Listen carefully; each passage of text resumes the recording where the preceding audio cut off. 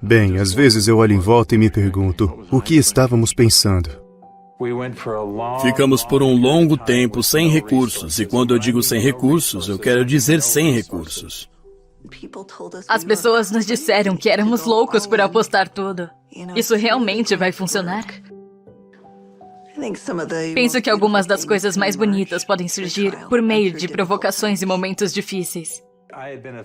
Eu havia sido médico por um longo período e tinha um paciente que veio me ver. E então me perguntaram, Dr. Hill, o que você pensa sobre os óleos essenciais? E eu cometi o erro de dizer uma vez. Eu acho que é uma das coisas mais loucas do que eu já ouvi falar.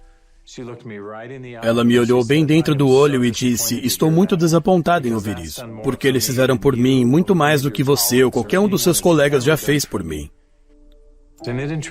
Aquilo me intrigou. E com o tempo eu fiquei mais intrigado e eu me envolvi com os óleos essenciais. E agora, nas últimas décadas, isso é tudo o que eu tenho focado, é tudo o que eu tenho feito. Eu me lembro quando eu entrei para o setor de óleos essenciais. Achei que fossem óleos de voodoo, achei que eram muito estranhos. Não demorou muito para eu começar a usar os óleos em meus filhos e fiquei surpresa com o que fui capaz de fazer. E como aquilo me fortaleceu como mãe para cuidar da saúde da minha família. Eu era bem cético. Os pais eram educadores, meu pai é professor de física. Então eu simplesmente não fui criado com nada. Além da medicina ocidental alopática, aprendi ao longo dos anos como eram eficazes e podem ser, especialmente se forem puros. Depois de trabalhar 10 anos no ramo de óleos essenciais, me vi saindo devido à minha integridade, porque eu sabia que os óleos essenciais tinham que ser puros. O desejo do meu coração era apenas voltar para casa e criar meus filhos. E não fiquei em casa por muito tempo, até que meu marido chegou em casa e me disse, tem algo mais que você deve fazer. E ao dizer aquilo para mim, na verdade eu fiquei com muita raiva dele, porque o meu coração dizia, quero ficar em casa com os meus filhos. E ele disse, querida, você não está ouvindo. Há algo que você deve fazer com Dave e Dr. Hills com esses olhos. E eu disse, o que você quer dizer com esses óleos? Experimentei todos esses óleos essenciais por aí. Não há nada que atenda os padrões de qualidade de que a nossa família precisa para usar em nossos cuidados de saúde. E ele sorriu para mim e disse, eu sei, você deveria encontrá-los. Pare de pensar com a cabeça e comece a pensar com o coração. E foi naquele momento que eu soube que tudo aconteceu. E tive uma grande visão sobre sair e encontrar os óleos essenciais mais puros e potentes do mundo. E ensinar mães como eu sobre como assumir seus cuidados com a saúde. Então foi naquele momento, antes que o medo assumisse, que eu peguei o telefone e liguei para o Dave. E a Emily, na época, me ligou e disse, e se pudéssemos sair e buscar os óleos essenciais mais puros do planeta e trazê-los para o mundo de uma forma convencional? E ele ficou muito emocionado.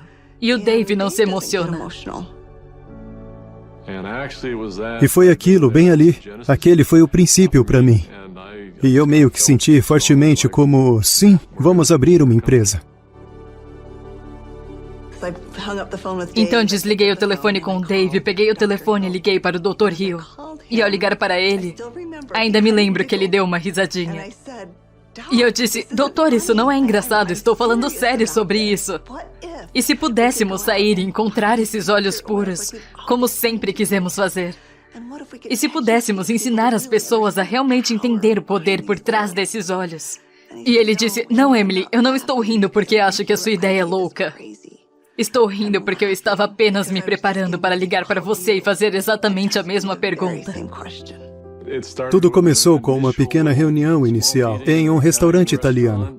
Em um restaurante italiano, no canto mais distante, nos reunimos por 5 horas e meia. Até que finalmente nos chutaram para fora do restaurante porque não estávamos mais comprando comida. E começamos a sonhar.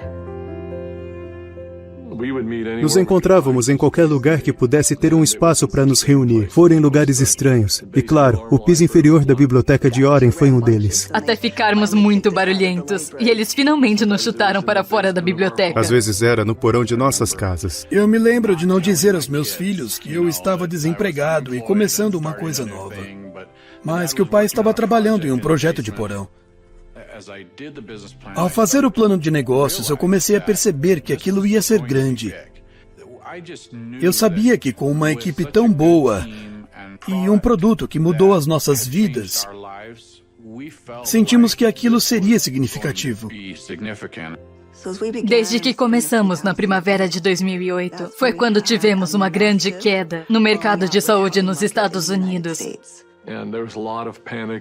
E havia muito pânico e muito medo. Analisamos como iniciar uma empresa. A primeira coisa que você pensa é: preciso levantar capital.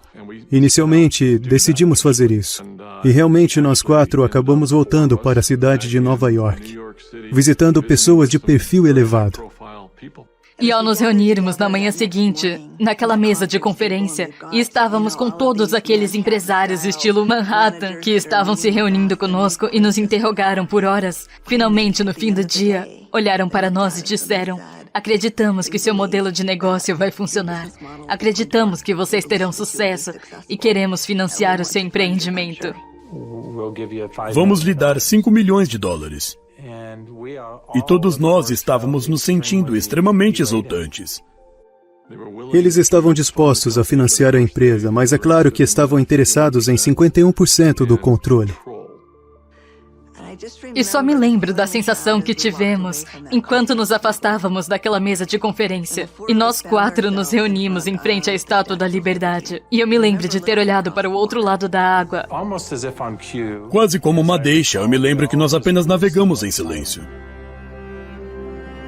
Enquanto olhávamos para a água, olhei para a Estátua da Liberdade e cheguei à conclusão de que estávamos fazendo aquilo para dar liberdade às pessoas. E se pegássemos o dinheiro deles, não poderíamos tornar as pessoas livres. E não poderíamos tornar o sonho que tínhamos em realidade, porque eles nunca nos permitiriam trazer a qualidade dos óleos essenciais que sabíamos que tínhamos que trazer. Porque eles procurariam uma estratégia de saída, procurariam um retorno do investimento deles. E aquilo não podia fazer parte da equação. Eu lembro de estar em pé ao lado do Dave Sterling. O Dave olhou para mim e então, meio que, de uma forma um tanto chocante, me perguntou: quanto dinheiro você tem, doutor? E eu disse: eu não sei. E ele disse: quanto você consegue juntar? E eu disse: eu não sei. Ele perguntou a cada um de nós antes de sairmos do parque naquela tarde. Tomamos a decisão de que não seríamos capazes de pegar recursos com qualquer pessoa. Ao invés disso, iríamos juntar tudo que tínhamos. Usamos a valorização de nossas casas, sacamos os fundos de aposentadoria privada, liquidamos tudo que tínhamos para esse sonho vir a ser concretizado. E assim que eu disse isso à minha esposa, eu lembro claramente dela apenas olhar para mim e dizer: bom, eu confio em você, você vai cuidar de nós. Vai ficar tudo bem. E tivemos familiares que vieram até nós para dizer: você é um tolo, sua família vai ficar sem teto.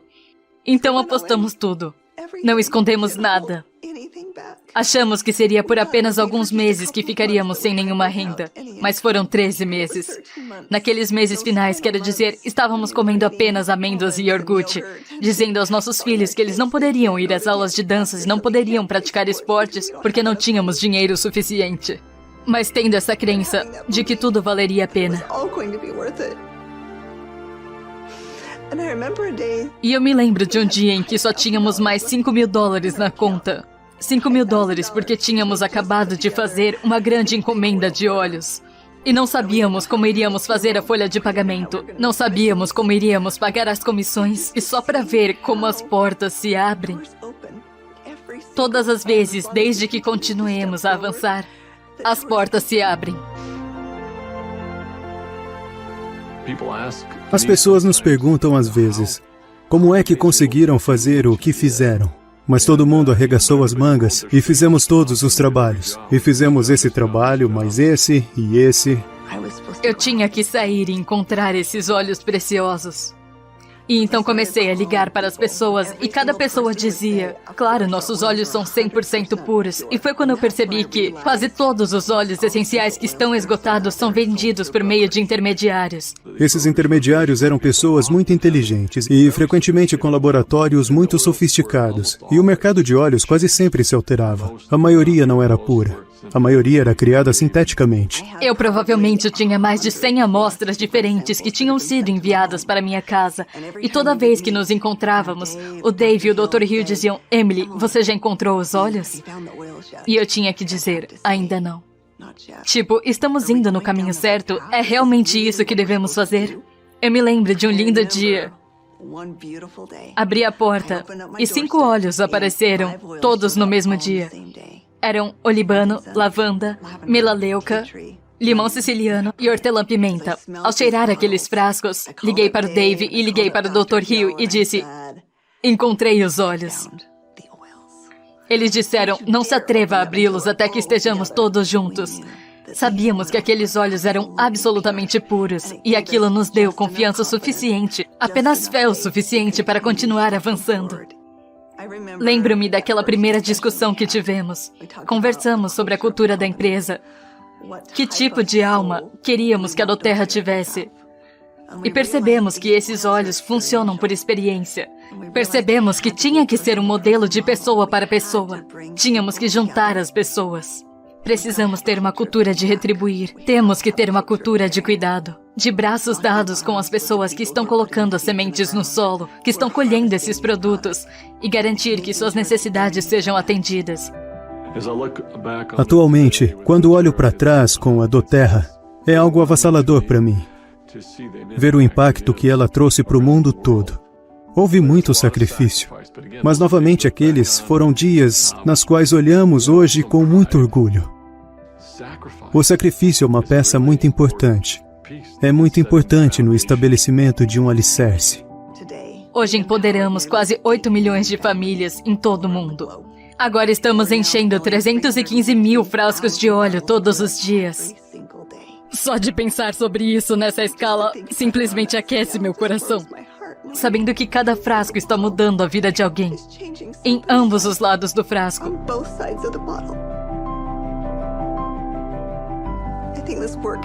Acho que esse trabalho tem esse propósito, então como podemos parar?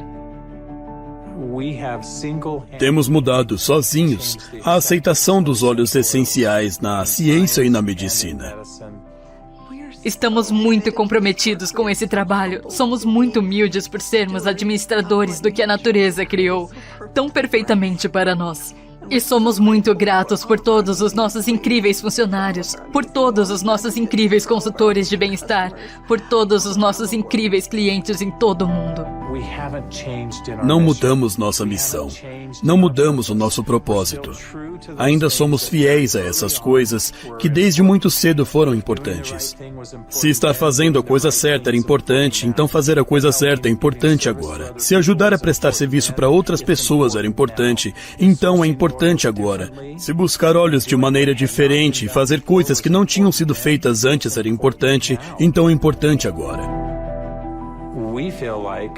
Sentimos que, por mais louco que pareça, estamos apenas começando.